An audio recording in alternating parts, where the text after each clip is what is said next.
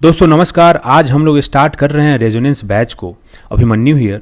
और ये आपको पता है कि प्रीलिम्स के लिए हम लोग का फ्लैगशिप प्रोग्राम है। इसमें हम लोग प्रीलिम्स के लिए जितने भी सब्जेक्ट्स आपको पढ़ने हैं सारी चीज़ें हम लोग इसमें कवर करेंगे। और ये 70th प्रीलिम्स के लिए आपको ऐसे तैयार करने का हम लोग का मकसद है जिससे कि आपको एकदम हलवा लगे paper. This is our goal and we are going to work hard to achieve that goal. ठीक है, लेकिन स्टार्ट करने से, और आपको पता है कि हम लोग जो है पॉलिटी से स्टार्ट करेंगे इस कोर्स को। लेकिन पॉलिटी पढ़ने से स्टार्ट करने से पहले कुछ चीज़ें मैं कुछ आपसे शेयर करना चाहूँगा, फैक्ट्स। जो 69th प्रीलिम्स अभी हुआ कुछ दिन पहले, उससे आपको पता चल गया होगा, या तो आपने एग्जाम दिया है या फिर आपने पेपर देखा होगा, और आपको उससे पता चल गया होगा कि अब पैटर्न नया हो गया है। बिल्कुल अब बीपीएससी एक नए अपने अवतार में आ गया है। वो पुरानी बात गई, वक्त वो बदल गए, जज्बात बदल गए हैं। अब आपको फैक्चुअल अंडरस्टैंडिंग से काम नहीं चलेगा। बस लूसेंट और घटना चक्र उठा लिया, लूसेंट के 10-15 पेज पढ़ लिया, 10-15 आर्टिकल्स रट लिए, या फिर घटना चक्र से आपने प्रीवियस ईयर क्वेश्चंस के कुछ फैक्ट्स रट लिए, तो काम नहीं चलेगा। अब ये लोग कंसेप्चुअल अंडरस्टैंडिंग मांग रहे हैं। फैक्ट से काम नहीं चलेगा, आपको कंसेप्ट्स की भी समझ होनी चाहिए। अगर आप क्वेश्चंस देखोगे जो इसी बार आए हुए हैं, कुछ क्वेश्चंस का मैंने सैंपल आपके पास ये रख रहा हूं। आप ये देखो कि ये इसमें पूछ रहा है कि कॉलेजियम सिस्टम के बारे में बताइए। कॉलेजियम सिस्टम में पूछ रहा है कि कब ये आया, ये कितने मेंबर की बॉडी है, कब आया, पार्लियामेंट इसको लेके आया, कि ये फर्स्ट जजेस केस, सेकंड जजेस केस, ये भी आपसे पूछ रहा है। सुप्रीम कोर्ट और हाई कोर्ट के जजेस को अपॉइंट करते हैं क्या कॉलेजियम सिस्टम से? तो you need to have a clear cut understanding of collegium system.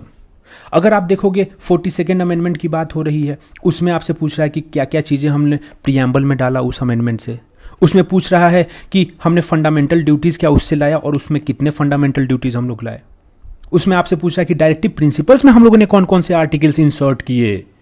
अगर आप देखोगे इसमें आपको पूछ रहा है कि शेड्यूल्ड ट्राइब, अगर किसी कम्युनिटी को शेड्यूल्ड ट्राइब अगर हमें अनाउंस करना है, डिक्लेयर करना है, तो कौन कौन से कंडीशंस को फुलफिल करना चाहिए, ये आपको क्वेश्चन पूछा है। ये सब कभी हम लोगों ने देखा नहीं था कि बीपीएससी कभी पूछती है, लेकिन अभी वो अपने नए अवतार में अब आ गई है। And this trend is continuing, going to continue. दोस्तों ये ऐसे ही चलता रहेगा अभी आगे फोर्सिएबल फ्यूचर में। तो आप ये मत समझिए कि ये बस एक मतलब एक्सेप्शन ईयर था कि अभी थोड़ा पूछ लिया और उसके बाद में अगली बार से फिर से वही जो है अपना नॉर्मल जो कन्वेंशनल टॉपिक्स होते थे उससे पूछेंगे। नहीं, this is going to set the trend for the next few years at least. ठीक है, अब देखोगे कि नंबर ऑफ जजेस जो हाई कोर्ट में हैं उनको कौन डिसाइड करता है, डिटरमिन करता है कि हाई कोर्ट में कितने जजेस होने चाहिए। प्रेसिडेंट करता है कि प्राइम मिनिस्टर की, पार्लियामेंट की, चीफ मिनिस्टर। तो देख रहे हो क्वेश्चंस का जो है आप देखोगे थोड़ा अलग ही अब लेवल हो गया है और मज़ा भी आएगा। ठीक है, आप फैक्ट्स रटने में देखो बोरियत होती है। आप लोग जनरली होता क्या है ना कि अभी आप रैंडम जगह पे पढ़ते हैं, यूट्यूब पे पढ़ते हैं, सब वहाँ पे लूसेंट उठा के और वन लाइनर पढ़ा रहा है। मतलब कोर्स पढ़ाने के, कोई सब्जेक्ट पढ़ाने के लिए वो क्या कर रहा है, सब्जेक्ट पढ़ाने का मतलब उस सब के लिए है कि वन लाइनर पढ़ा देना। यार सब्जेक्ट का अंडरस्टैंडिंग तो डेवलप करो, वो होता ही नहीं है। लेकिन अगर आप एक अंडरस्टैंडिंग डेवलप करने के पर्पज से पढ़ेंगे ना, तो देखिएगा आपको मजा आएगा उस सब्जेक्ट में। और हम लोग का ये जो कोर्स में पॉलिटी में यही है एम कि आप लोग को वैसा एक अंडरस्टैंडिंग डेवलप कराते हुए एक इंटरेस्टिंग वे में पढ़ाने का है। ठीक है, तो इसीलिए कंसेप्चुअल अंडरस्टैंडिंग बहुत ज़्यादा इंपॉर्टेंट हो गया है और इस कोर्स में हम लोग उस चीज़ को फोकस करेंगे, क्योंकि we actually believe in adapting our self to the new and changing demands from BPSC. ठीक है, अगर आप देखोगे हमारे सोर्सेज इस कोर्स के लिए, तो सोर्सेज हमारे दोस्तों सबसे पहला सोर्स तो हमारा एनसीईआरटी है, क्योंकि एनसीईआरटी हमेशा ही एक इंपॉर्टेंट और प्राइमरी सोर्स होना ही चाहिए। दूसरा हमारा सोर्स होगा पीवाईक्यू, क्योंकि हमें प्रीवियस ईयर क्वेश्चंस देखने से पता चलता है कि कौन कौन सी चीज़ें पढ़नी चाहिए। अब अलग बात है कि ट्रेंड चेंज हो रही है, but at the same time ये तो हमें पता ही है कि पार्लियामेंट इंपॉर्टेंट है, ये तो हमें पता ही है जुडिशरी इंपॉर्टेंट है। ये सब कहाँ से पता चल रहा है? प्रीवियस ईयर क्वेश्चन देख के। हम 69 का एनालिसिस करके ही तो हम लोग ये समझ पा रहे हैं कि हमें अब चेंज करना पड़ेगा थोड़ा अपना पढ़ने का तरीका। तो पीवाईक्यूज बहुत ज़्यादा इंपॉर्टेंट होने वाले हैं हमारे लिए। उसके बाद देखो लक्ष्मीकांत और डीडी बासु, ये सब जो स्टैंडर्ड बुक्स कुछ चल रहे हैं मार्केट में, वो सब भी हमने देखा है और उसमें से सारी चीज़ों में से देख के और फिर जो इंपॉर्टेंट एंड रेलेवेंट है आपके प्रिपरेशन के लिए वो हम लोग लेके आए हैं। तो हम लोग स्टार्ट करेंगे दोस्तों अभी कॉन्स्टिट्यूशन का थोड़ा वार्म अप आज हम लोग करेंगे, क्योंकि प्रियम्बल में कल से अगले लेक्चर से हम लोग उस प्रियम्बल में जाएंगे। आज हम लोग देखेंगे कॉन्स्टिट्यूएंट असेंबली का क्या कैसे गठन हुआ, उसमें कौन कौन से कमिटीज़ थे, कहाँ कहाँ से हम लोगों ने क्या क्या फीचर्स उठाए हुए हैं कॉन्स्टिट्यूशन, क्योंकि हम लोग बोलते हैं ना कि हमारा constitution is a borrowed constitution.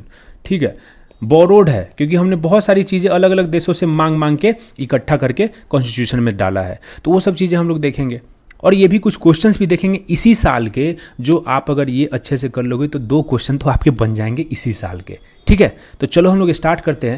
लेकिन कॉन्स्टिट्यूशन से पहले ना, स्टार्ट करने के पहले थोड़ा बैकग्राउंड जानेंगे, उसके पहले भी जाएंगे अंग्रेजों के ज़माने में जाएंगे। दोस्तों, आपको पता है कि 1757 की वो युद्ध, प्लासी की युद्ध, जिसमें अंग्रेजों ने हमें हरा दिया और उसके बाद में बरतानिया हुकूमत स्टार्ट होता है इंडिया में, ब्रिटिश रूल स्टार्ट होता है और वो 1757 से चला हुआ रूल 1947 तक चलता है। उस दौरान में इन लोगों ने, ये ब्रिटिश वालों ने हमारा पॉलिटिकल डोमिनेशन कर लिया, पॉलिटिकली पूरा हमारे स्ट्रक्चर्स को डोमिनेट कर दिया और बहुत ज़्यादा एक्सप्लॉयटेशन हमारा किया है। पॉलिटिकल एक्सप्लॉयटेशन किया, सोशल एक्सप्लॉयटेशन किया, इकोनॉमिक एक्सप्लॉयटेशन किया है। आप देखो कि हमारा इंडस्ट्रीज ठप हो गया, हमारा एग्रीकल्चर जो है इतना ज़्यादा, वहाँ पे फमाइंस आने लगे, अकाल पड़ने लगा, सब चीज़ होने लगा, हंगर से, भूखमरी से लोग मर रहे थे, ड्राउट्स आ रहे थे, ये सब चीज़ें हो रही है। हमारे जो यहाँ पे अलग अलग जो आर्टिजन्स हैं, जो लोग बढ़िया बढ़िया ये सब कॉटन, टेक्सटाइल, ये सब चीज़ों में काम करते थे, सब ठप हो गया। तो एक्सप्लॉयटेशन अलग लेवल पे चल रहा था। हमारे जो लीडर्स थे उस समय, उनका ये मानना था कि ये सब एक्सप्लॉयटेशन का जड़, सारे हमारे शोषण का जड़ पॉलिटिकल शोषण ही है। अगर पॉलिटिकल स्फीयर में हमें रिप्रेजेंटेशन मिलता है तो हम बाकी सारे एक्सप्लॉयटेशन को खत्म कर सकते हैं इसके थ्रू, क्योंकि जो ऊपर में बैठे नेता लोग हैं वही तो डिसाइड करते हैं ना यार कि सोसाइटी में कौन कौन से लॉज आएंगे, इकोनॉमी में कौन कौन से हमारे पॉलिसीज आएंगे। तो हमारे उस समय के जो लीडर्स हैं, जिसमें कि आपको दादा भाई नौरोजी हैं, जिसमें कि आपको उमेश चंद्र बैनर्जी हैं, जिसमें आपके सुरेंद्र नाथ बैनर्जी हैं, ये लोग बोलते हैं कि हमें जो है पॉलिटिकल स्फीयर में ज़्यादा रिप्रेजेंटेशन चाहिए, भारतीयों को भी आप अपने पॉलिटिकल रिप्रेजेंटेशन दो। कॉन्स्टिट्यूशनल रिफॉर्म्स की ये मांग करते हैं और इन्हीं के मांग को देखते हुए रेगुलेटिंग, अंग्रेज लोग बहुत सारे अलग अलग एक्ट्स लेके आते हैं, regulating act, charter act, Morley Minto reforms, government of India, Montagu Chelmsford reforms, ये सब जो हम लोग पढ़ते हैं। लेकिन वो कोई भी एक्ट ना हम लोग को पूरा संतुष्ट नहीं कर पाया। जब हम मांग कर रहे हैं डोमिनियन स्टेटस की, तो डोमिनियन स्टेटस नहीं देगा। जब हम मांग कर रहे हैं कि हमें पूर्ण स्वराज चाहिए, उसके बिना हम नहीं मानेंगे, Swaraj is my birth right and I shall have it, जब बाल गंगाधर तिलक बोलते हैं, तो उस समय वो डोमिनियन स्टेटस की भी बात नहीं कर रहा है। तो कैसे हम लोग सेटिस्फाई हो पाएंगे, राइट? तो इसीलिए जब हमारा देश 1947 को आज़ाद होता है, तब हमें एक मौका मिलता है कि यस, नाउ हम लोग एक ऐसा पॉलिटिकल स्ट्रक्चर बना सकते हैं जिसके अंडर में हम इंडियंस रूल करेंगे अपने आप को। और वही पॉलिटिकल स्ट्रक्चर बनाने की जो कहानी है दोस्तों, वही है हमारा कॉन्स्टिट्यूशन का कहानी। अगर आप बात करोगे, हम लोग पढ़ेंगे कि कैसे कॉन्स्टिट्यूएंट असेंबली ने इस कॉन्स्टिट्यूशन, इस संविधान को बनाया है। लेकिन अगर आप बात करोगे कि कॉन्स्टिट्यूशन होता क्या है, तो ये आपको अगर थोड़ी सी अंडरस्टैंडिंग डेवलप करनी है, तो ये कॉन्स्टिट्यूशन एक ऐसा डॉक्यूमेंट है, एक ऐसा ये कागज है विच कॉन्स्टिट्यूट्स आवर स्टेट, जो हमारे स्टेट को कॉन्स्टिट्यूट करता है, जो हमारे स्टेट को बनाता है, जो हमारे स्टेट को एग्जिस्टेंस में लाता है। This is that document. Constitution वो डॉक्यूमेंट है जो हमारे स्टेट को कॉन्स्टिट्यूट कर रहा है। कॉन्स्टिट्यूशन वो डॉक्यूमेंट है जो हमारे स्टेट को बोलता है कि तुम्हें ये नॉर्म्स फॉलो करने पड़ेंगे।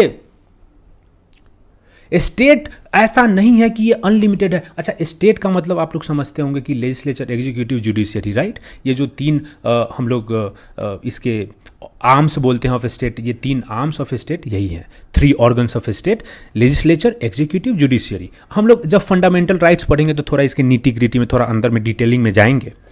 तो स्टेट को कॉन्स्टिट्यूट करने वाला जो डॉक्यूमेंट है वही संविधान है। स्टेट को बोलता जो डॉक्यूमेंट, जो स्टेट को बोलता है कि भाई तुम्हें कुछ नॉर्म्स फॉलो करने पड़ेंगे, तुम्हें कुछ रूल्स को फॉलो करने पड़ेंगे, तुम्हारे पास अनलिमिटेड पावर नहीं है, वही डॉक्यूमेंट हमारा कॉन्स्टिट्यूशन है।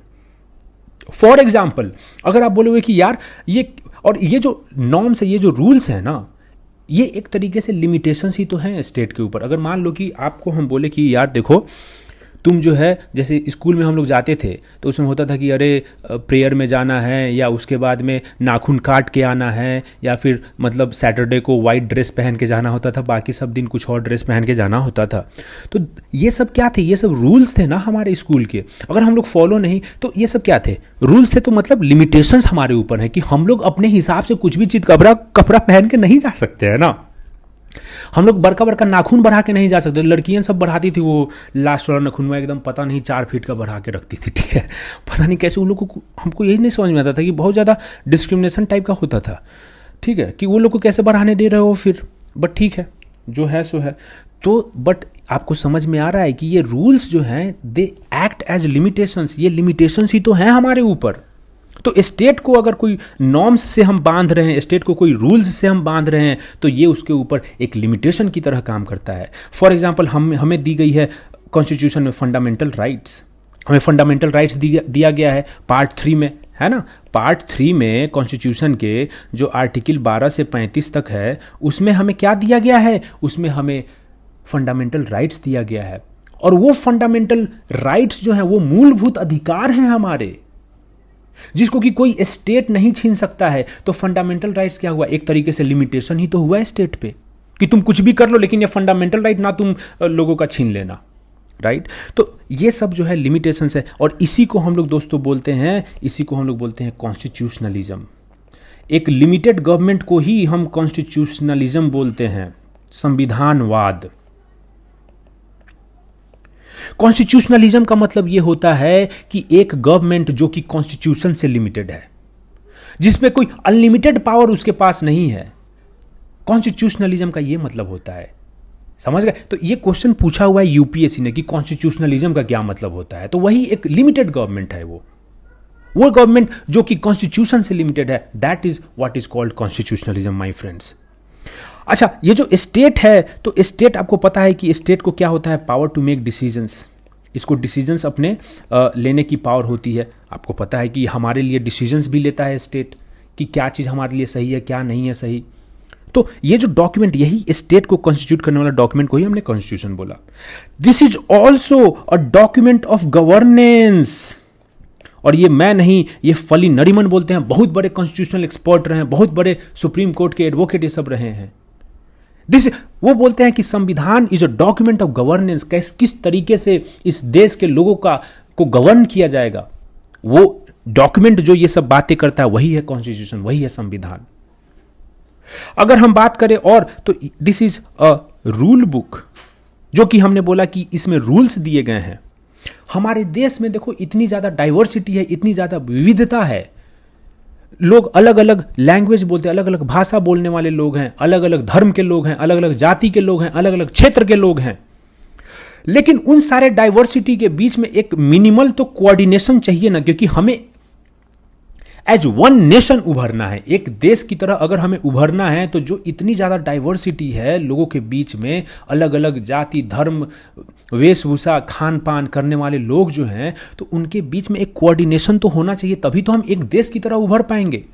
तो वो मिनिमल कोऑर्डिनेशन कौन प्रोवाइड करता है? कॉन्स्टिट्यूशन प्रोवाइड करता है, क्योंकि वो हमें एक रूल बुक देता है और वो रूल्स सबको फॉलो करने हैं, ठीक है। तो ये आपको समझ में, this is not only a rule book, ये भी आपको लेकिन समझ में आना पड़ेगा। This is also a text book. ये मैं नहीं, ये माधव खोसला बोलते हैं, बहुत ही इंपॉर्टेंट कॉन्स्टिट्यूशनल एक्सपर्ट है। वो बोलते हैं कि संविधान हमारा रूल बुक तो है ही, बट एक टेक्स्ट बुक भी है। टेक्स्ट बुक क्या होता है मित्रों? आप खुद समझो कि हमारे जब स्कूल में हम लोग जाते थे तो एनसीईआरटी का टेक्स्ट बुक ही तो उसको बोलते थे ना हम लोग। तो टेक्स्ट बुक वो होता है जिससे हम कुछ सीखते हैं। हम टेक्स्ट बुक से ये समझते हैं, हमारी ज्ञान बढ़ती है, हमारा मोरल एक नॉलेज बढ़ता है, हमें समझ में आता है कि सही क्या है, गलत क्या है। तो संविधान उसी तरीके से इस देश का एक टेक्स्ट बुक है, क्योंकि संविधान हमें बताता है कि सही क्या है, गलत क्या है। संविधान हमें एक डायरेक्शन देता है कि जस्ट सोसाइटी कैसा होना चाहिए। संविधान बोलता है जस्ट सोसाइटी वो होगा जिसमें अनटचेबिलिटी नहीं हो, छुआछूत नहीं हो। आर्टिकल 17 में संविधान हम लोग को प्रोहिबिट करता है कि भाई ये सब मत करो, छुआछूत मत करो। संविधान बोलता है कि एक जस्ट सोसाइटी ऐसा होगा जिसमें सारे धर्म के लोगों को उनके अपने धर्म को प्रैक्टिस करने की जगह मिलेगी, डिस्क्रिमिनेशन नहीं होगा धर्म के नाम पे। यह है जस्ट सोसाइटी का। तो this is also a text book. संविधान वो है हमारा जो बोलता है कि इनइक्वालिटी नहीं होनी चाहिए, लोगों के justice social economic and political मिलनी चाहिए। न्याय है वो सोशल स्फीयर में भी मिलना चाहिए, इकोनॉमिक में भी, पॉलिटिकल में भी। तो संविधान हम लोग को समझा रहा है, हम लोग को सिखा रहा है कि भाई क्या टाइप का आपको समाज हम लोग को बनाना है। That is why it is also a text book. आपको समझ में आया? और ये भी एक इंपॉर्टेंट एस्पेक्ट है संविधान का कि it also gives us a fundamental identity, कि हम कौन हैं। हम अगर भारतीय हैं तो हम कौन से भारतीय हैं। हम जो भारतीयता जो है वो हमें संविधान से आती है। We the people of India जो प्रियम्बल शुरुआत होती है, तो that gives us a collective identity. क्योंकि आपको पता है, ये फली नरिमन बोलते हैं कि चंद्रगुप्त मौर्य और उसके सक्सेसर जो कुछ हुए, जो मौर्यन डायनेस्टी के, उसके बाद से कभी कोई राजा नहीं बन पाया जो कि इस पूरे सब कॉन्टिनेंट को एकजुट कर दे। सब लोग रूल किए, अलग अलग जगह पे रूल किए, लेकिन पूरा रूल नहीं कर पाए। कोई से साउथ इंडिया का कुछ पार्ट छूट गया, कोई से कुछ छूट गया। ये कभी ऐसा होता था कि कोई ऊपर में रूल किया, ये वाला पार्ट छूट गया, कोई ये वाला पार्ट रूल कर रहा है, ये वाला पार्ट छूट गया। गुप्ता डायनेस्टी, पाल डायनेस्टी, सब कोई लिमिटेड स्फीयर में रूल किए। लेकिन संविधान जो हमारा 1950 26 जनवरी को जो इनैक्ट होता है, इन्फोर्स होता है जो हमारा, तो वो जो संविधान है वो फिर से एकजुट कर देता है। ये हमें फंडामेंटल आइडेंटिटी देता है, हमें एक कलेक्टिव आइडेंटिटी देता है कि हमारा जात, हमारा धर्म, हमारा राज्य कोई भी हो सकता है, बट वी आर इंडियंस। और वो जो आता है चीज, वो हमारे संविधान से आता है दोस्तों। तो ये चीज आपको जो है समझ में आ गई। तो ये थोड़ा कॉन्स्टिट्यूशन के बारे में बात हुई। अब अगर हम लोग बात करें कि संविधान ये बना कैसे, जो हमारा एक प्रक्रिया है ये स्टार्ट कैसे हुआ, तो आपको पता है कि कॉन्स्टिट्यूएंट असेंबली का गठन हुआ।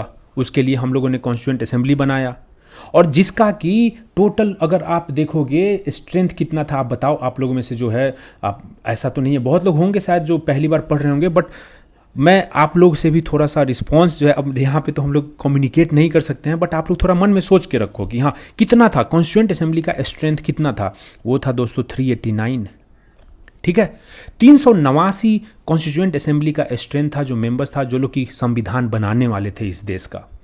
और वो जो स्ट्रेंथ था वो अनडिवाइडेड इंडिया का था, क्योंकि आपको पता है कि बाद में पार्टीशन होता है, इंडिया और पाकिस्तान 2 देश बनते हैं। तो अनडिवाइडेड इंडिया का 389 स्ट्रेंथ होने वाला था कॉन्स्टिट्यूएंट असेंबली का। और ये जो कॉन्स्टिट्यूएंट असेंबली हम लोग बनाते हैं, ये किस प्लान के अंडर में बनाते हैं, ये किस प्लान के अंडर में बनाते हैं? क्या ये वेवेल प्लान के अंडर में बनाते हैं? क्या ये क्रिप्स मिशन के अंडर में बनाते हैं? नहीं दोस्तों, ये हम लोग बनाते हैं कैबिनेट मिशन प्लान के अंडर में।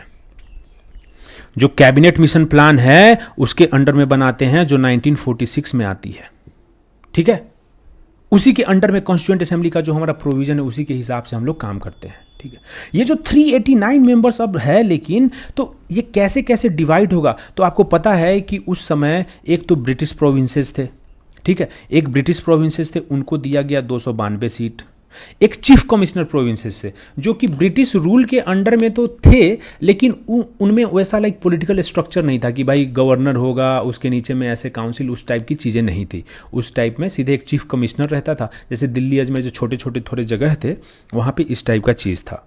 तो इनको 4 सीट दी गई इसमें, और बाकी जो 93 सीट बचा वो प्रिंसली स्टेट्स को दिया गया, जो कि ब्रिटिश के डायरेक्ट रूल में नहीं थे। जैसे हैदराबाद हो गया, जूनागढ़ हो गया, ये सब स्टेट्स थे जहाँ पे प्रिंसेज, इंडियन किंग्स रूल कर रहे थे। वो डायरेक्टली ब्रिटिश के अंडर में नहीं थे। लेकिन उन लोगों को, चूंकि हमारा जो संविधान बनने वाला था वो पूरे इंडिया के लिए बनने वाला था, उनको भी बाद में जो है अंडर इंडिया के अंडर में आना पड़ेगा। पहले तो बहुत लोग बकैती कर रहा था प्रिंसली स्टेट वाला, बोले कि ना हम ना आई भाई, हम अपने राज करेंगे। हम बोले अच्छा बेटा, हमारे पटेल साहब गए, बोले रुको रुको रुको, हम तुमको बताते हैं, तुम राज करोगे बे, हमारे रहते तुम अकेले रहोगे, हट आओ फैमिली में आओ, हम लोग को बहुत बड़े फैमिली हैं हम लोग। तो जब हमारा देश आज़ाद हुआ ना दोस्तों 1947 में, उस समय ये आपको बताऊं कि 550 से ज़्यादा ये प्रिंसली स्टेट्स थे, छोटे मोटे, लाइक एक गांव इतने बड़े प्रिंसली स्टेट भी थे, और बड़े बड़े मतलब बहुत ज़्यादा बड़े बड़े भी स्टेट्स थे, जैसे ये हैदराबाद हो गया, जूनागढ़ हो गया, कश्मीर हो गया, ये सब। ठीक है, और इस सब को जो है ना एकजुट करने वाले हमारे जो लौह पुरुष बोलते हैं, iron man of India, Sardar Patel थे। ठीक है, तो जो प्रिंसली स्टेट्स थे उन लोग को 93 को सीट दिया गया कि भैया तुम अपना भी जो है यहाँ पे आ जाओ भेज दो कॉन्स्टिट्यूएंट असेंबली में, क्योंकि संविधान तो तुम लोग के ऊपर भी थोपा जाएगा ये, ठीक है। लेकिन ये लोग ने भेजा नहीं, दे डिड नॉट नॉमिनेट, ठीक। तो ये चीज हुआ। अब देखो, अब ये बात बोलो कि ये जो 389 जो हमारे हैं मेंबर्स, तो ये कहाँ से आने वाले हैं। हम प्रोविंसेज को 292 दिए, चीफ कमिश्नर प्रोविंसेज को 4 दिए, 296 हो गया, 93 इसको दिए। अब ये लोग 292 जो हम प्रोविंसेज को दिए हैं, 4 चीफ कमिश्नर को दिए हैं, तो ये सब कैसे ये लोग इलेक्ट करके लेके आएंगे। क्या डायरेक्ट इलेक्शन होगा, क्या लोग इसमें पार्टिसिपेट करेंगे, हर एक लोग पार्टिसिपेट करेगा इन मेंबर्स को इलेक्ट करने में, जो कि हमारा संविधान बनाने वाले हैं। नहीं, ये आएंगे इनडायरेक्ट इलेक्शन से। They will be indirectly elected होंगे बाय प्रोविंशियल लेजिस्लेचर। जो हमारा प्रोविंसेज में जो लेजिस्लेचर बना हुआ है वही होंगे इसको इलेक्ट करने वाले। डायरेक्ट लोग नहीं इलेक्ट कर रहे हैं। आपको पता है कि जो प्रोविंसेज में जो हमारे अलग अलग ब्रिटिश प्रोविंसेज जो ये 292 आप देख रहे हैं, तो यहाँ पे जो है हम लोग का एक लेजिस्लेचर बना, वो 1935 एक्ट के अंदर में बना। जो गवर्नमेंट ऑफ इंडिया एक्ट 1935 आता है उसमें इसका प्रावधान रहता है कि प्रोविंसेस के लेवल पे हम इलेक्शन कराएंगे और वहाँ पे एक मतलब गवर्नेंस का एक स्ट्रक्चर तैयार करेंगे, तो प्रोविंशियल लेजिस्लेचर बनता है।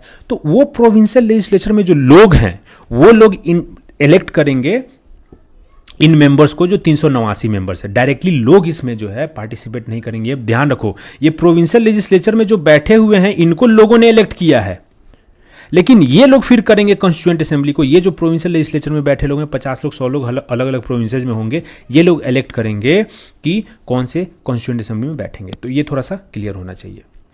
अब देखो सीट का डिस्ट्रीब्यूशन कैसे होगा। हम लोगों ने ये तो देख लिया कि 292 सीट मिली प्रोविंसेज को, 4 चीफ कमिश्नर प्रोविंसेज को, इस टाइप से। बट अलग अलग प्रोविंसेज को कितना, टोटल जो है 8-10 हमारे प्रोविंसेज हैं, तो उसमें से एक प्रोविंस को कितना मिलेगा सीट, ये कैसे डिसाइड करेंगे। तो that was decided on the basis of population, कि आपका जितना पॉपुलेशन है, जितना आबादी है, उसके हिसाब से आपको सीट मिलेगा। तो जो प्रोविंसेज को सीट मिले वो प्रोपोर्शन थे, इन प्रोपोर्शन टू पॉपुलेशन मिले, वो प्रोपोर्शनेट थे पॉपुलेशन को। अगर आपको ज्यादा आबादी है तो आपको ज्यादा सीट मिलेगा। एक चीज और, जैसे मान लो कि आपने कुछ प्रोविंसेस को सीट दे दिया, तो अब वो कैसे इलेक्ट करेगा, इसका भी ना एक थोड़ा सा प्रोसीजर था। जैसे मान लो कि किसी प्रोविंस को कुछ सीट मिल गए कि भाई आप कॉन्स्टिट्यूएंट असेंबली में आप 10 लोग को भेजिएगा, तो अब आपको पता है कि वो 10 लोग को इलेक्ट करेगा, उस प्रोविंस का जो लेजिस्लेचर है वो इलेक्ट करेगा, मानते हो मित्रों। लेकिन वो जो 10 सीट है उसमें भी डिवीजन किया गया कि इस 10 सीट को हम डिवाइड करेंगे कि कुछ जनरल सीट होगा, कुछ मुस्लिम के लिए सीट होगा और कुछ सिख के लिए सीट होगा, कि 3 कम्युनिटी में सारे प्रोविंस को डिवाइड किया गया कि कुछ सीट्स जनरल के लिए होंगी, कुछ मुस्लिम के लिए, कुछ सिख के लिए। और इन लोगों को उतना सीट मिलेगा जितना कि इनका पॉपुलेशन में शेयर है। उस प्रोविंस में जितना भी इनका पॉपुलेशन में शेयर है उतना सीट इनको मिलेगा। जैसे कि आपको एक एग्जांपल से समझाते हैं। मान लो किसी प्रोविंस का पॉपुलेशन है 10 मिलियन। अब 10 मिलियन इसलिए लिए क्योंकि ये जो प्रोपोर्शन टू पॉपुलेशन की हम बात कर रहे हैं, तो उसमें ये आता है कि अगर आपका 1 मिलियन पॉपुलेशन है ना, 1 मिलियन पॉपुलेशन अगर आपका है तो आपको 1 सीट मिलेगा। ठीक है, ये उस रेशियो में ऐसा कुछ वहां पे कैलकुलेशन आया था। ठीक है, तो इसलिए हम 10 मिलियन अगर बोल रहे हैं कि इस प्रोविंस का पॉपुलेशन है दोस्त, तो इसमें कितने सीट होंगे, इसमें इसको मिलेंगे 10 सीट। आपको कॉन्स्टिट्यूएंट असेंबली में इसको 10 सीट मिलेंगे, क्योंकि 1 मिलियन पे 1 सीट मिल रहा है, तो 10 मिलियन पे कितने सीट, 10 सीट। ठीक, अब ये देखो, इसका जो पॉपुलेशन है, इस जो प्रोविंस का पॉपुलेशन है, उसमें जनरल जो पॉपुलेशन है, जनरल का मतलब क्या हुआ, जो नॉन मुस्लिम और नॉन सिख पॉपुलेशन। ठीक है, तो अगर आप देखोगे तो जनरल पॉपुलेशन 50% है, मुस्लिम का इसमें 30% आबादी है इस प्रोविंस में, और जो सिख लोग हैं उसका 20% आबादी है मित्र। ठीक, और मान लो ये आबादी हो गया, और मान लो कि उसका जो प्रोविंशियल असेंबली है, आप समझना ये सब थोड़ा अलग अलग चीजें हैं। जो नंबर्स हम आपको बता रहे हैं अलग है, ये 50, 30, 20 अलग है, इस यहां पे जो बताएंगे वो अलग है, थोड़ा सा ध्यान देना। अब मान लो कि जो उसका प्रोविंशियल असेंबली है, हमने आपको बताया कि 1935 के बाद में गवर्नमेंट ऑफ इंडिया एक्ट 1935 आती है, जिससे कि प्रोविंसेस में इलेक्शंस होते हैं, वहाँ पे असेंबली सेट होती है। तो मान लो कि यहाँ पे इस असेंबली में 40 जनरल के लोग हैं जो नॉन मुस्लिम या नॉन सिख दोनों हैं, 30 लोग जो हैं मुस्लिम वाले हैं और 30 लोग सिख वाले हैं। ठीक, एक प्रोविंस है जिसमें प्रोविंशियल असेंबली में 40 जो 100 टोटल इसका सीट है, 100 इसका टोटल प्रोविंशियल असेंबली का सीट है, जिसमें 40 जनरल के लोग हैं, 30 मुस्लिम के 30 सिख के, क्या ही दिक्कत है? हाँ ठीक है। और उस प्रोविंस का पॉपुलेशन परसेंट 50% जनरल है, 30% मुस्लिम है और 20% सिख है। कोई बात नहीं, सही बात है, ठीक है। तो अब आप समझो कि ये जो प्रोविंस में डिवाइड होगा सीट ना, वो जनरल, मुस्लिम और सिख में इनके अपने पॉपुलेशन के हिसाब से डिवाइड होगा। ठीक है, जो प्रोविंस को सीट मिली है 10, ये भी पॉपुलेशन के हिसाब से मिली है, और इस प्रोविंस के अंडर में जो जनरल, मुस्लिम और सिख जो कम्युनिटी है उसको भी उसके पॉपुलेशन के हिसाब से सीट मिलेगी। तो ये 10 सीट में 50% जो है वो जनरल का पॉपुलेशन है, तो 50% ऑफ 10 सीट वो तो जनरल को जाएगी, तो 5 सीट यहाँ पे जनरल का हो गया। ठीक है, उसके बाद में अगर आप देखोगे कि मुस्लिम का 30% है, तो 30% सीट उसको जाएगी क्योंकि उसकी आबादी 30% है, तो 30% ऑफ 10 कितना हो जाएगा? 3 हो जाएगा, तो 3 सीट मुस्लिम को गई। और जो बाकी जो आपके हैं यहाँ पे सिख लोग जो हैं, तो सिख लोग 20% है ना, तो 20% का मतलब 20% ऑफ 10 सीट, तो 20% का 20% ऑफ 10 कितना हो जाएगा? 2 हो जाएगा। तो 2 सीट सिख को जाएगी, क्योंकि जो सीट इसको 10 मिली है उसको भी डिवाइड कर रहे हैं हम लोग पॉपुलेशन के बेसिस पे कि कौन कम्युनिटी कितना अपना इलेक्ट करके भेजेगा। अब आप समझो, ये जो जनरल के जो 40 लोग जो यहाँ पे हैं ना, वो लोग अब इलेक्ट करेंगे कि 5 लोग हमारे कौन जाएंगे, क्योंकि जनरल वाला जनरल को इलेक्ट करेगा, मुस्लिम वाला मुस्लिम को इलेक्ट करेगा, सिख वाला सिख को इलेक्ट करेगा। समझ गए बात आप? जो प्रोविंशियल असेंबली में जनरल का अगर 40 लोग हैं तो वो लोग अब डिसाइड करेंगे कि हमारा 5 जो कॉन्स्टिट्यूएंट असेंबली में जाएगा वो कौन जाएगा। जो मुस्लिम के 30 लोग हैं वो डिसाइड करेंगे कि हमारा जो 3 जो आदमी है वो कौन जाएगा। जो सिख का 30 है वो डिसाइड करेगा कि हमारा जो 2 आदमी है वो कौन जाएगा। तो इस तरीके से आपको चीज़ें समझ में आ गई। ठीक, अब देखो इलेक्शन होती है आपकी, जो है ये इलेक्शन हो रही है। अब ये बताओ थोड़ा कि कब ये इलेक्शन होती है, क्योंकि ये आपको मैंने बताया कि इनडायरेक्ट इलेक्शन से तो हो रहा है, लेकिन इनडायरेक्ट इलेक्शन भी तो कराना ही पड़ेगा। तो वो आपको होता है दोस्त जुलाई अगस्त में, जुलाई अगस्त ऑफ 1946 में ये इलेक्शन होती है असेंबली के लिए, जिसमें प्रोविंशियल असेंबली के लोग जो हैं कॉन्स्टिट्यूएंट असेंबली के मेंबर्स के लिए वोट करते हैं, सब चीज़ होता है। और उसमें जो रिजल्ट आता है वो रिजल्ट आता है कि जो इंडियन नेशनल कांग्रेस है वो 208 सीटें जीतती है इसमें, और मुस्लिम लीग 73 सीटें जीतती है। अच्छा, जो इलेक्शन हो रहा है वो 296 सीटों के लिए हो रहा है। ठीक, क्योंकि आपको 292 सीट प्रोविंसेस के लिए है और 4 आपके चीफ कमिश्नर प्रोविंसेस के लिए है। जो 93 सीट बाकी बचे 389 में से, वो तो प्रिंसली स्टेट्स के लिए है। वहाँ पे इलेक्शन का कोई प्रावधान नहीं है, वो नॉमिनेशन होगा। वो लोग नॉमिनेट भी नहीं किया, वो अलग चीज़ है, लेकिन वहाँ पे इलेक्शन का प्रावधान नहीं था, वहाँ पे नॉमिनेशन का प्रावधान था कि डायरेक्टली राजा बोलेगा अरे हमारे तरफ से तो ये जाएगा, उस टाइप से इलेक्शन नहीं है। क्योंकि जहाँ का राजा खुद ही इलेक्टेड नहीं हो, क्या वो इलेक्शन करवा के और कॉन्स्टिट्यूएंट असेंबली में लोग भेजेगा? ठीक है, उसी के ऊपर फिर डाउट आने लगेगा कि भाई जब तुम कॉन्स्टिट्यूएंट असेंबली में इलेक्शन करवा के भेजवा रहे हो तो तुम्हारा काहे नहीं इलेक्शन हो बे? तो ये सब चीज़ें हो सकती है। तो टोटल 296 सीट्स के लिए दोस्तों इलेक्शन होता है, जिसमें Indian national Congress party 208 seat जीतती है और मुस्लिम लीग 73 सीट। और इसका जो मीटिंग होता है वो होता है, पहला मीटिंग इस कॉन्स्टिट्यूएंट असेंबली का होता है 9 दिसंबर को 1946 में। ठीक है, पहला मीटिंग। और आपको ये चीज़ ध्यान रहनी चाहिए कि अभी भी ये अनडिवाइडेड इंडिया का है ये कॉन्स्टिट्यूएंट असेंबली। आपको देख रहे हैं कि मुस्लिम लीग की यहाँ बात हो रही है, ऑफकोर्स अनडिवाइडेड इंडिया की होगी, पार्टीशन वाले इंडिया की थोड़े है ये।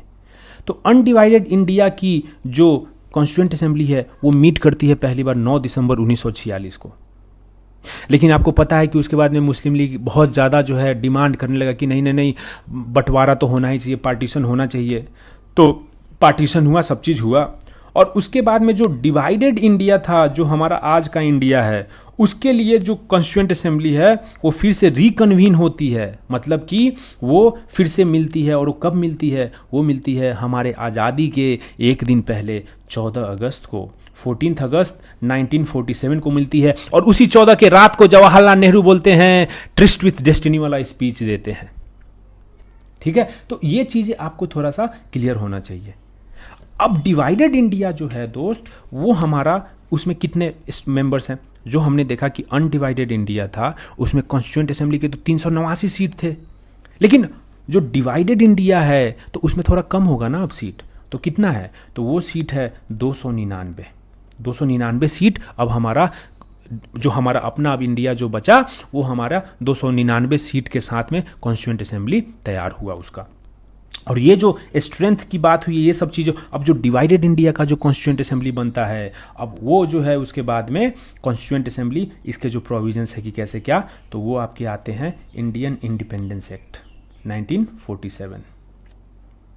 ठीक है, लेकिन आपसे अगर ये पूछे क्वेश्चन कि जो हमारा कॉन्स्टिट्यूएंट असेंबली है वो किस प्लान के अंडर में हम लोगों ने उसको डिज़ाइन किया, तो वो है कैबिनेट मिशन प्लान। ठीक है, उसमें कंफ्यूज होने की बात नहीं है। अगर ये पूछे कि डिवाइडेड इंडिया जो है उसका जो स्ट्रेंथ है और उसका जो फिर से जो रिकन्वीन हुआ, तो वो किसके अंडर में था? वो हुआ इंडियन इंडिपेंडेंस एक्ट 1947। ठीक बात, तो ये आपको समझ में आ गई।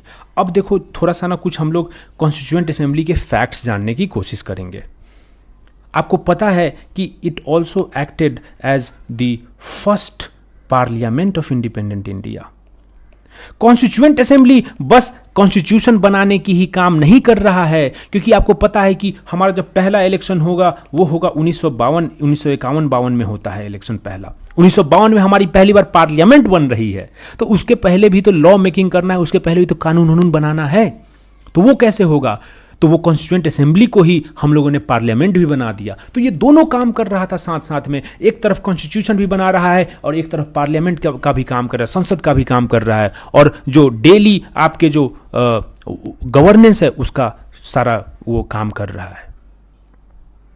तो इसीलिए अगर आप देखोगे कि जब वो कॉन्स्टिट्यूएंट असेंबली की तरह बिहेव कर रहा है, वो जो 299 लोगों का जो समूह है, जब वो कॉन्स्टिट्यूएंट असेंबली की तरह बिहेव कर रहे हैं, जब वो संविधान में क्या क्या चीज़ें डालना चाहिए क्या नहीं डालना चाहिए, जब इस पे जो है बतरस हो रही है वहाँ पे, और बहुत ही सबलाइम बतरस थी, बहुत ही बढ़िया बतरस थी वो कॉन्स्टिट्यूएंट असेंबली डिबेट्स के। अगर आप पढ़ोगे तो आपका मतलब दिमाग नैन चक्षु खुल जाएंगे, ऐसा है बतरस वो। तो जब ये लोग कॉन्स्टिट्यूएंट असेंबली की तरह बैठे हुए थे, तो उसको चेयर करने वाले कौन थे? उसको चेयर करने वाले हमारे अपने महान बिहारी डॉक्टर राजेंद्र प्रसाद थे। कौन थे? राजेंद्र प्रसाद थे,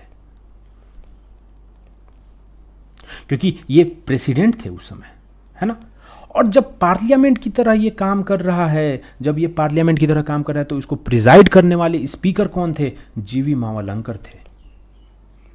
तो ये आपको अब कभी भी डाउट नहीं होना चाहिए, क्योंकि लोगों को कभी कभी डाउट होने लगता है कि अरे ये क्या था, जीवी मावलंकर क्या चीज़ कर रहा था। तो क्योंकि ये स्पीकर थे, और जब पार्लियामेंट, आपको पता है आज भी पार्लियामेंट के लोकसभा को प्रिजाइड कौन करता है? स्पीकर करता है। तो इसीलिए जीवी मावलंकर वाज द स्पीकर, और वो प्रिजाइड करते थे जब पार्लियामेंट की तरह काम करता था हमारा कॉन्स्टिट्यूएंट असेंबली। ठीक बात, तो ये चीज़ें आपको क्लियर हुई। अभी थोड़ा और जानते हैं हम लोग, थोड़ा फैक्ट्स। क्या आप ये बताओ कि वॉज गांधी, क्या गांधी कॉन्स्टिट्यूएंट असेंबली के मेंबर थे?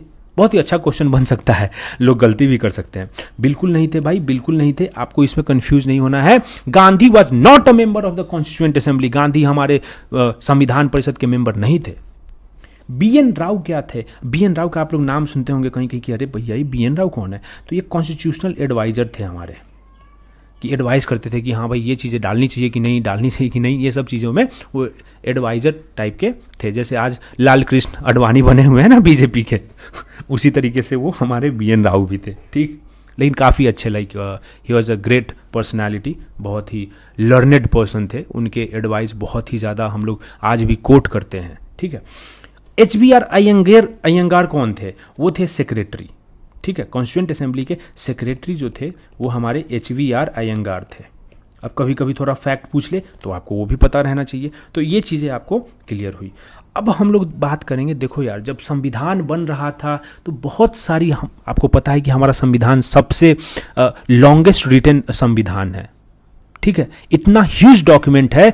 ऐसे तो है नहीं कि हाँ ऐसे ही आप शुरुआत किए आर्टिकल 1 से और आर्टिकल 448 तक आप चले गए ऐसे ही बिना कुछ ज़्यादा ऑर्गेनाइजेशन के।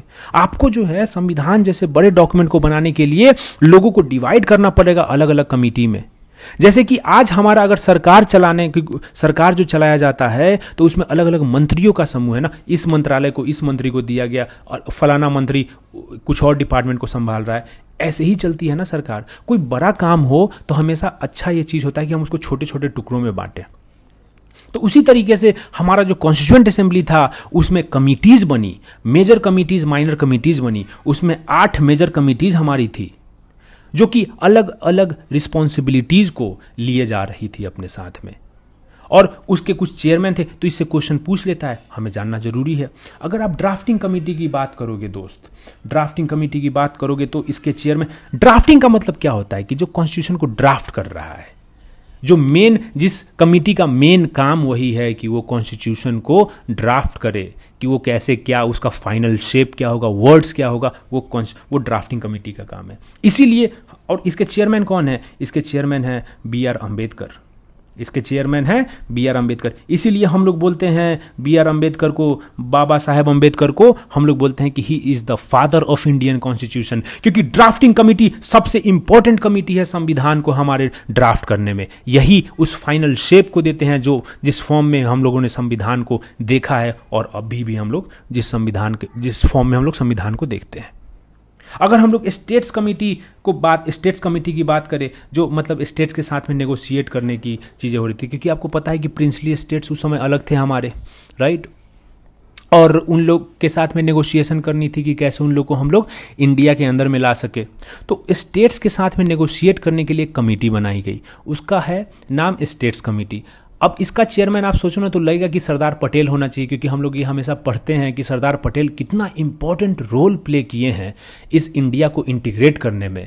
लेकिन आपको ये सुन के ज़्यादा आश्चर्यचकित नहीं होना चाहिए कि इसके जो चेयरमैन थे वो जवाहरलाल नेहरू थे। और इसीलिए हम थोड़ा सा इस पे आपको इम्फेसाइज भी किया कि आपको ये चीज़ में डाउट नहीं होना चाहिए कि स्टेट्स कमेटी के चेयरमैन जवाहरलाल नेहरू थे।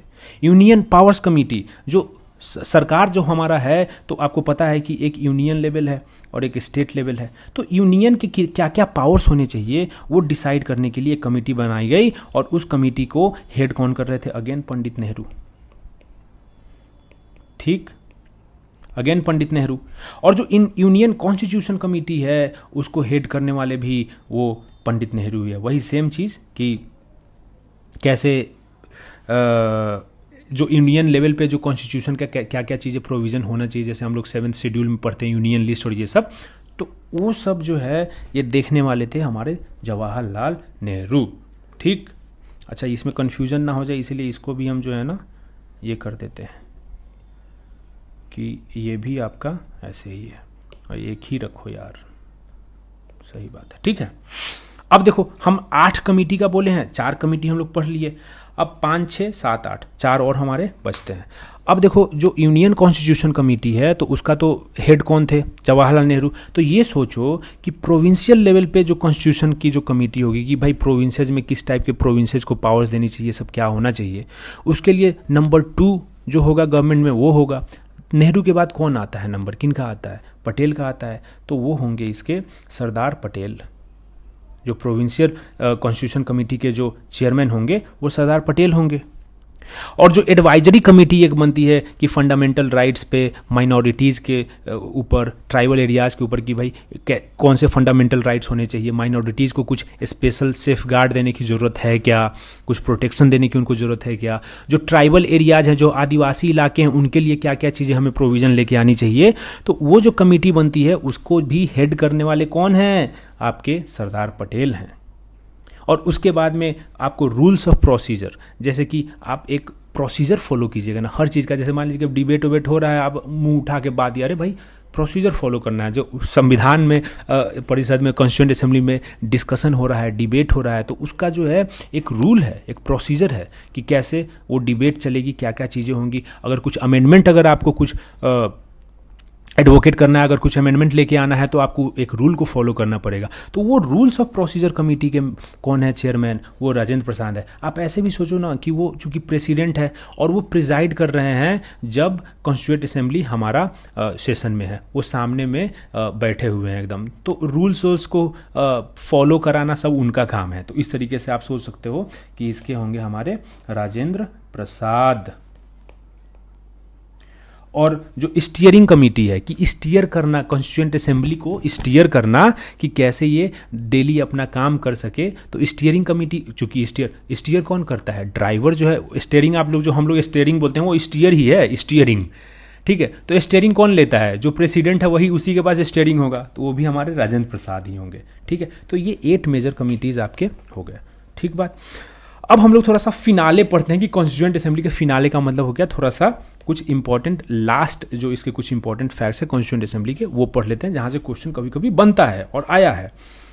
तो कॉन्स्टिट्यूएंट असेंबली को कितना टाइम लगा संविधान बनाने में, ये क्वेश्चन पूछा जा चुका है बहुत बार, इसीलिए ये हमें याद रहना चाहिए, कंठस्थ रहना चाहिए। और वो है कि इसको लगा 2 साल 11 महीना 18 दिन।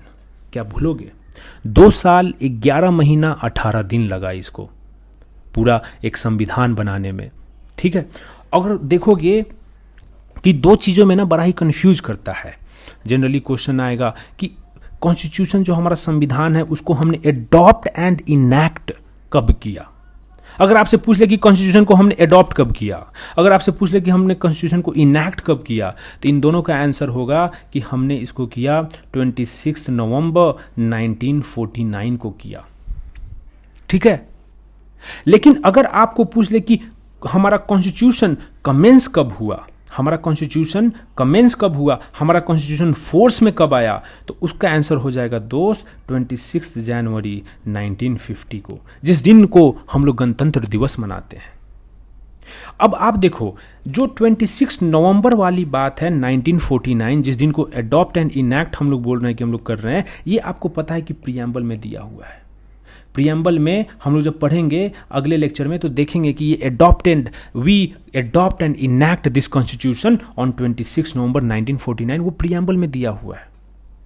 और जो कमेंसमेंट वाली बात है कि कब हमारा कमेंस कर रहा है कॉन्स्टिट्यूशन, ये भी कॉन्स्टिट्यूशन में दिया गया है आर्टिकल 394 में। आप नहीं मान रहे, देख लो, पढ़ लो इसको। आर्टिकल 394 में आप देखोगे, कि देखो कमेंसमेंट यहां पे एक इसका डिस्क्रिप्शन में है कि यहाँ पे ये बोल रहा है कि जैसे 26 नवंबर को जिस दिन हम लोगों ने इसको अडॉप्ट किया है, उस दिन बोल रहा है कि कुछ कुछ हमारे आर्टिकल्स ही फोर्स में आएंगे, जैसे आर्टिकल 5, 6, 7 ये सब, 324 ये सब वोटिंग इलेक्शंस वाले आर्टिकल्स हैं, सिटीजनशिप वाले कुछ कुछ आर्टिकल्स हैं आपको 5, 6, 7, 8, 9। तो ये सब बोल रहा है कि जल्दी ही उसी समय आ जाएंगे, shall come into force at once, कि उसी समय इमीडिएट प्रभाव से आएंगे। और बाकी जो प्रोविजंस हैं वो 26 जनवरी 1950 को हमारा आएगा फोर्स में। और जिस दिन को हम लोग बोलेंगे, देखो यहाँ पे खुद बोल रहा है as the commencement of the constitution. तो अगर आपसे पूछ ले क्वेश्चन कल को कि ये बताओ कि हमारा कॉन्स्टिट्यूशन जो कमेंस हुआ है 26 जनवरी को, तो ये हमें कहाँ से पता चलती है, तो तुम ये थोड़े बोल दोगे कि हाँ बस हम लोग पढ़े हैं ऐसे, लाइक कन्वेंशन से कुछ लॉ वो बना दिया, या फिर जिस दिन हम लोग अडॉप्ट किए उसी को हम लोग मान लेते हैं कि कमेंस हुआ, कि हम लोग ऐसे गणतंत्र दिवस को ऐसे मान लिए हैं कि कमेंस हुआ। नहीं, ये आर्टिकल में दिया गया है दोस्त कि 26 जनवरी 1950 को हम लोग बोल रहे हैं कि दिस इज़ द डे जब हमारा कॉन्स्टिट्यूशन कमेंस हुआ है, ठीक है। तो ये आप